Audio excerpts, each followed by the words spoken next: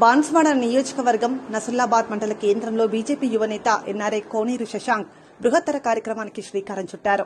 BJP party కార్యకర్తలకు తన సొంత డబ్బులతో 15 లక్షల ప్రమాద బీమా వర్తించే విధంగా వారి కుటుంబ సభ్యులకు భద్రత కల్పిస్తూ పాలసీ చేయించారు. భవిష్యత్తులో క్షేత్రస్థాయిలో పార్టీ బలోపేతానికి ప్రతి ఒక్కరూ కార్యకర్తలు సైనికుల్లా పనిచేయాలని పిలుపునిచ్చారు.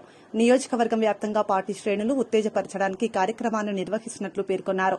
నియోజకవర్గంలో 9 మండలాల్లో ప్రతి మండల కేంద్రంలో ఒకరోజు కార్యక్రమాన్ని ప్రారంభిస్తామని తెలియజేశారు. ఇప్పటికే బాన్స్వాడ, రుద్దూరు మండలాలు అయిపోయాయి. ఇప్పుడు 3వది నసుల్లాబాద్ మండలం. ఈ కార్యక్రమం నిరంతర ప్రక్రియ. ఇప్పటివరకు ఏ నాయకుడు కూడా ఈ విధంగా ప్రమాద బీమా భరోసాను కల్పించలేదని స్థానిక నాయకులు అన్నారు. ప్రమాద బీమా సౌకర్యం కల్పించి నేనున్నానని అండగా నిలిచి ఎన్ఆర్ఐ కోనేరు శశాంక్ కార్యకర్తలు అందరూ హృదయపూర్వక కృతజ్ఞతలు తెలిపారు.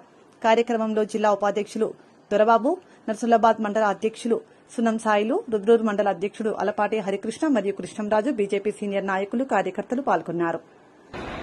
అందరికీ జై శ్రీరామ్.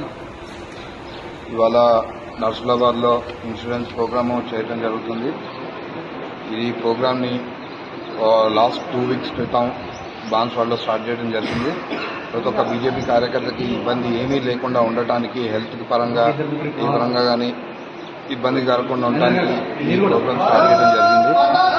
సో ప్రతి ఒక్క కార్యకర్త ఏమీ ఇబ్బంది పడకూడదు, బీజేపీ పార్టీని బలపరచాలి అని చెప్పి ఈ కార్యక్రమం స్టార్ట్ చేయడం జరిగింది.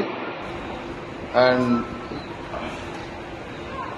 అందరి బాగు కోరుతూ నేను ఈ కార్యక్రమాన్ని స్టార్ట్ చేశాను. నేను కార్యకర్తను ప్రతి ఒక్క కార్యకర్తను దృష్టిలో పెట్టుకుని, ప్రతి ఒక్క బీజేపీ కార్యకర్తను దృష్టిలో పెట్టుకుని ఎవరైతే కొత్తగా బీజేపీలో జాయిన్ అయిన వాళ్ళు ఉన్నారో వాళ్ళ కోసం కూడా ఈ కార్యక్రమం ఉంటుంది. ప్రతి ఒక్క మండలంలో ఈ కార్యక్రమాన్ని చేయడం జరుగుతుంది. ప్రతి ఒక్క కార్యకర్త దాన్ని దృష్టిలో పెట్టుకుని, వాళ్ళ కుటుంబాన్ని దృష్టిలో పెట్టుకుని ఈ కార్యక్రమం చేయడం జరుగుతుంది. ఎందుకంటే ఎంతో మంది కార్యకర్తలు ప్రాణాలు కోల్పోయిన సందర్భాలు ఉన్నాయి.